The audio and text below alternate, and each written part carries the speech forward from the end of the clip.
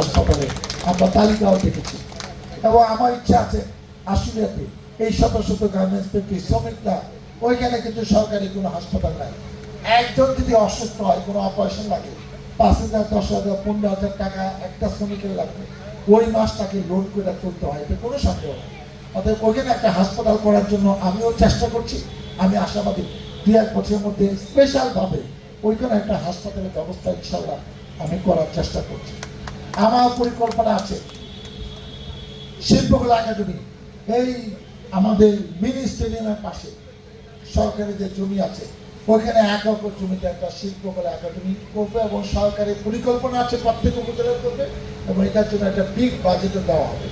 আমার পরিকল্পনা আছে এই সাভারে একটি পার্ক করবো 8-10 বিঘা জমির উপর।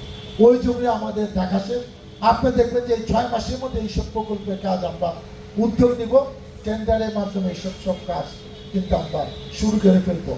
আমি কয়েকটি ব্যাংকের সাথে কথা বলেছি, এই যে পৌরসভার মধ্যে যে 3-4টা ডাইভার্সন আছে, এই জায়গাগুলো ইতিমধ্যে আপনারা দেখেছেন, ওই জায়গা আগাছাগুলো পরিষ্কার করতেছে আমার ব্যক্তিগত টাকা, ওগুলাকে ক্লিন করতেছি।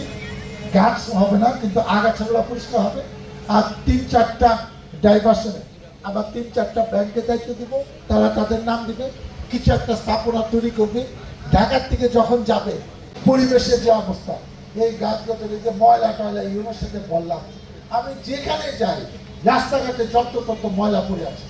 পৌরসভার একটা ডিপার্টমেন্ট আছে, শত শত পরিচ্ছন্ন কর্মী আছে, কেউ কোনো কাজ করে না, লক্ষ লক্ষ টাকা বেতন নিচ্ছে, কারো কোনো দায়িত্ব নাই। এটা আলাদা কি করা যায়, যেহেতু এখন ইউনোর সাহেব একটা দায়িত্ব আছে নিয়মের মধ্যে, আমি বলছি যে এদের দিয়ে হবে না।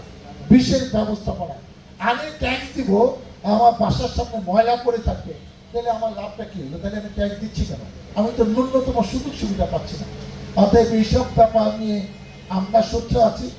আমি ইউনো মহোদয়কে আবারও অনুরোধ করবো, দ্রুত গতিতে 2-1 মাসে ঢাকা জেলা পরিষদের সুযোগ্য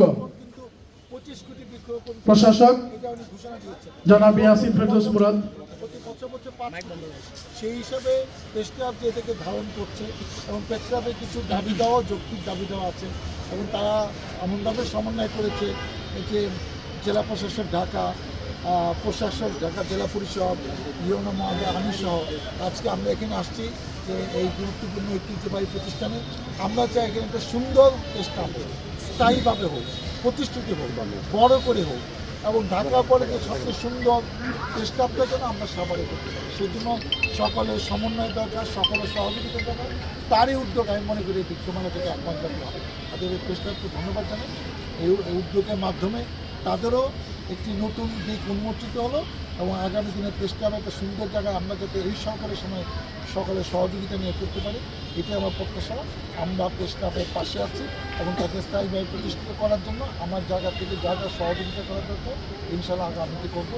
এই প্রতিশ্রুতি ব্যক্ত করে আমি শেষ করছি। আল্লাহ।